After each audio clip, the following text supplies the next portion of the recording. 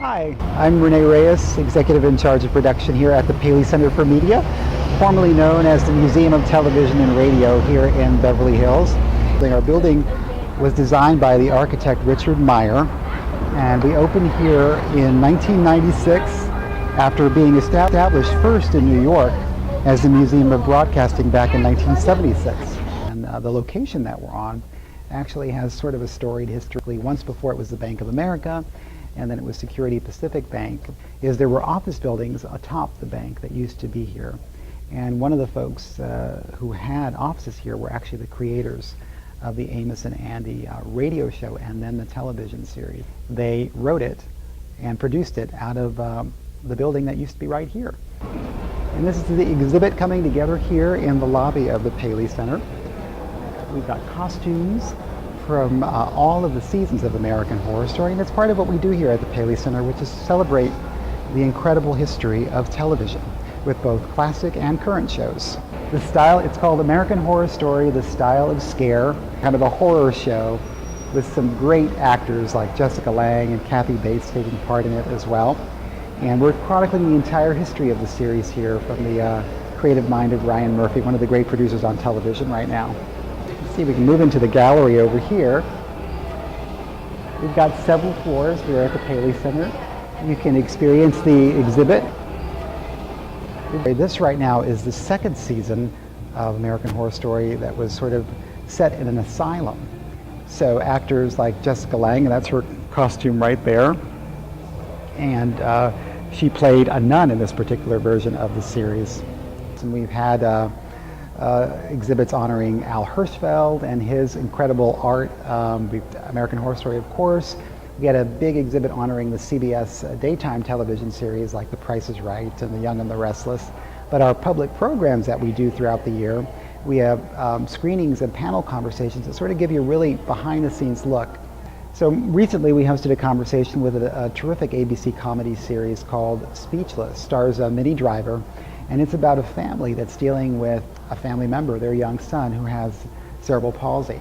And it's really like something you've never seen on television before because it really shows you the family's struggle.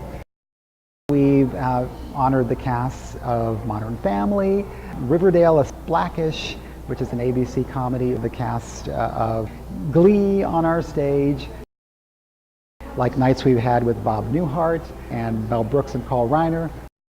The Paley Center for Media, when we were founded, we were media titan William S. Paley, who founded, amongst other things, the CBS television network. And one day he was in his office, and he noticed a pile of film crates going by his office in a cart. And he said, "What's that?" And the gentleman was pushing them out, said, "Well, these are the old kinescopes of the Edward R. Murrow interviews, and we need to make room, so we're going to throw them out." And he said, "Throw them out? You can't throw them out. That's our history, really." And he was kind of a visionary, and he was the first to really see the need to preserve our television history. So we were founded to do just that, and that's what we've been doing for the last 40 years now. When we wanted to establish the Paley Center here in Los Angeles, we knew we wanted to have an incredible architect to design the building here, because we wanted to have a building that reflected sort of the majesty and the cultural impact of television. Luckily enough, we had the amazing architect Richard Meyer design on our facility here. And in 1996, when we opened, he also opened another incredible space here in Los Angeles, the Getty Museum. So the travertine marble is from the same quarry in Italy that the Getty Museum travertine marble is. The stairs are actually quite a larger measurement. It's one of the favorite measurements Richard Meyer uses in his architecture. It's made to actually make you take a leisurely stroll up the stairs. Our second floor gallery is part of this American Horror Story exhibit.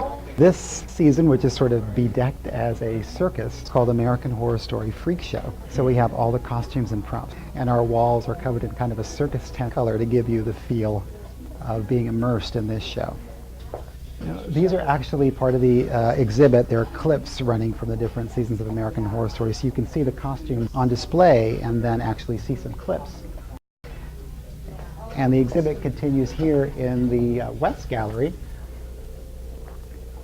Now the costumes here have been worn by actors including Sarah Paulson and Lady Gaga, and actually we even have a recreation of Lady Gaga's head, her character, came to an untimely end during the season of the show. And there she is, Gaga under glass. These costumes were designed by an incredible award-winning costume designer named Lou Eyrich. And she personally curated this exhibit and helped to select the costumes she wanted on display. And then the designer, David Rogers, helped put it all together. And this is actually where you can access the Paley Center archive. There's computer terminals where you could look up shows by title, by actor, by a news event that was happening. So it's everything from coverage of the Olympics, radio coverage of the Olympics in the 1930s, to the most popular digital show like something on Netflix right now. Leonardo DiCaprio has been here to research Howard Hughes. We've had different performers like Jimmy Kimmel or Chris Rock come here to research Oscar ceremonies when they were going to host the Oscars, just to watch Bob Hope or Johnny Carson hosting the Oscars so they could get tips on how they should take a stab at the event. You're here in another part of the Paley Center. This is our control room. We basically have a television studio in our theater, and this is where we operate all of the cameras and the sound equipment. So when we have the cast of a television show on our stage, we record that conversation, and it also becomes part of the archive here. What you're seeing is we are doing a special screening event of Lena Horne's television work.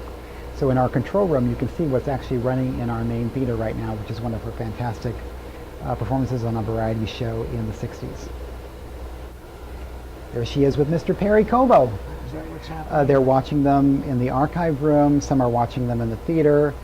We're running the Batman show in tribute to Adam West, who passed away a few days ago. And all the different clips are run out of our control room down here. All of these are television shows that are archived at the Paley Center. They each have a call number so that we can insert them into the system when you want to look at a tape. And there are hundreds of thousands of them. Kate and Allie, a sitcom from CBS in the 1980s. Here's The Sopranos, Trauma Center, another drama series. The Bold and the Beautiful, the CBS soap opera. We have every episode of The Tonight Show that Johnny hosted, and we were gifted that by Mr. Carson himself years back. So you can come and watch those incredible episodes here at the Paley. But the larger percentage of the shows that we preserve here are already digitized.